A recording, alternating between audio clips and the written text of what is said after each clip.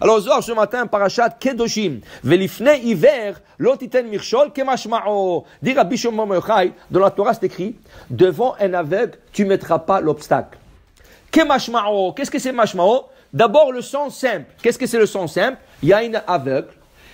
Ne mets pas une chaise devant lui. Ne mets pas une pierre devant lui parce qu'il va pas. Il va tomber et tu as causé qu'il s'est fait mal. Ça, c'est kemashmao. Ça, c'est sens simple. Mais, dit Vokmuhu, et le Chachamim ont étudié d'une autre manière, une autre explication, dit Rabbi Shimon bar Yochai, Beman de garim la chara le merte.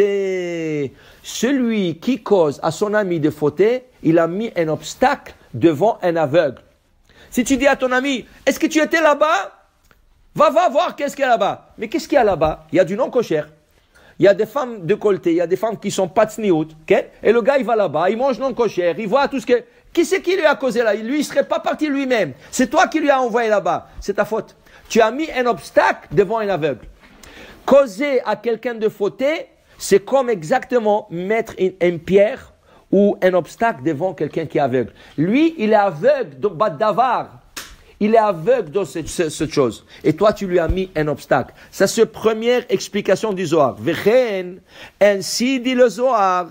Man de maché le bre rabba. Tu as un fils, il a 16 ans, il a 15 ans et tu le frappes. Attention, aujourd'hui les garçons sont plus petits de taille, ils sont grands de taille.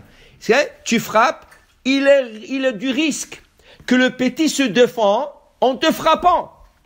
Mais s'il frappe son père, qu'est-ce que la Torah dit? Chayav mita.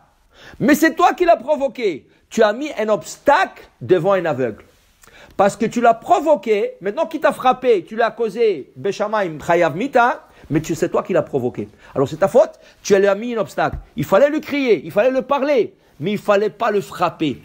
C'est ça, alors il te dit ici, mais frapper son fils grand, Ken, c'est un obstacle devant, parce que tu ne sais pas comment il va réagir. Tu ne sais pas. Alors, tu ne fais pas. Et quatrième chose, dit Rabbi Shimon bar Yochai, il dit Beman de lo mata le ora'a ve'ori ki dirtiv ki rabim chalalim epila va'atsumim kol arugea. Avant qu'on explique ça, on va expliquer un passage et après vous allez comprendre qu'est-ce qu'il dit ici le Zohar. Dans le Aseret HaDibrot, on lit 2 fois le 10 commandements de la Torah. Une fois à sa place, dans Parashat Yitro, il y a Aseret HaDibrot, c'est là-bas qu'on a reçu la Torah après la sortie d'Égypte. On répète la Aseret HaDibrot, Parashat Devarim. Dans Parashat Vaetchanan, les livres de Devarim, Parashat Vaetchanan. On répète la Aseret HaDibrot. Dans le dé Aseret HaDibrot, c'est écrit Lo Tirtzah. Okay? Lo Tirtzah. Mais c'est écrit de 2 différentes manières. Première fois, Lo Tirtzah, sous le tzaddik, il y a un patah. Le patah, c'est la barre, une barre simple. Dans le Vaetchanan, le Lotirtzah, il est avec Kamatz. Kamatz, c'est une barre avec une petite barre qui descend en bas. Okay? Comme le signe plus, on a à l'envers. Patah. Pourquoi la différence? De toute façon, ça se lit Lotirtzah. Dit le Gaon de Vilna, Rabbi Eliyahu de Vilna, il explique que 2 fois, il faut fermer la bouche, 2 fois, il faut ouvrir la bouche. Qu'est-ce que c'est patah? Ouvre la bouche. Qu'est-ce que c'est kamatz? Likmot, c'est taper. Fermer la bouche. Kmetz, ferme la bouche. Dit le Rav, le grand Vilna, Rabbi là en Vilna, 2 fois tu ouvres la bouche et tu tues 2 personnes. 2 fois tu fermes la bouche et tu tues 2 personnes. Comment? Il dit voilà. Premier commandement dans Parashat Yitro. Lo tirtzah, ne tue pas. Le tirtzah là-bas, il est avec patah. Tu as ouvert la bouche, tu as tué des personnes. Comment il dit le grand Vilna? Tu as dit à quelqu'un, oui, c'est kasher. Oui, tu peux le faire. Tu lui as dit oui, tu as ouvert la bouche, tu as dit oui.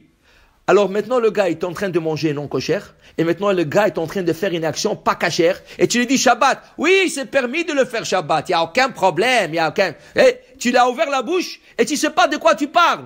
Tu as tué cette personne parce qu'il t'a suivi, et tu lui as causé fauter, et maintenant il est chayav mita bidei shamayim. D'autre part, tu es rabbin, tu connais la halakha, et quelqu'un te pose la question, est-ce que je peux faire ça? Tu dis je sais pas, tu fermes la bouche. Pourquoi? Tu n'aimes pas cette personne. Ou tu avais quelque chose avec lui. Ou tu dis de toute manière, il va poser un autre rabbin. Tu ne veux pas ouvrir la bouche pour lui dire. Et tu ne sais pas. peut-être il va t'écouter. Okay? Le fait de fermer la bouche, maintenant le gars, il a supposé que c'est permis de manger. Il a supposé que c'est permis de faire, tu l'as tué. En fermant la bouche, tu l'as tué. Pour te dire, des fois il faut fermer la bouche et des fois il faut ouvrir la bouche. C'est ça qu'il dit ici Rabbi Shimon Bar Yochai. On revient au Zohar ici. Le Zohar il dit ici, Mazelifne iver lotiten mirchol, ne mets pas un obstacle devant un aveugle. Dit Rabbi Shimon Bar Yochai. Mandelo mata le ora'a ve'ore. Quelqu'un qui connaît pas la halakha et il monte la halakha. Oui, vous pouvez le faire. Il n'y a pas de problème. Quel est le problème? Pourquoi ça devait être non cachère? Pourquoi tu devrais pas le faire? Pourquoi? Lo mata le ora'a. Il sait pas de quoi il parle. Et il est en train de dire aux gens, oui, fais-le. Alors là, il a mis un obstacle devant un aveugle. Et pas seulement qu'il a mis un obstacle, il l'a même tué. C'est ça? Pour te dire que il y a beaucoup de branches. Alors, combien de facettes? Regardez, c'est déjà 5 explications sur un verset. Lifne hiver lotiten mirchol. Sur chaque verset de la Torah, il y a 70 façons d'expliquer chaque verset. On rentre dans 4 catégories à 70 façons. On appelle ça le pardes.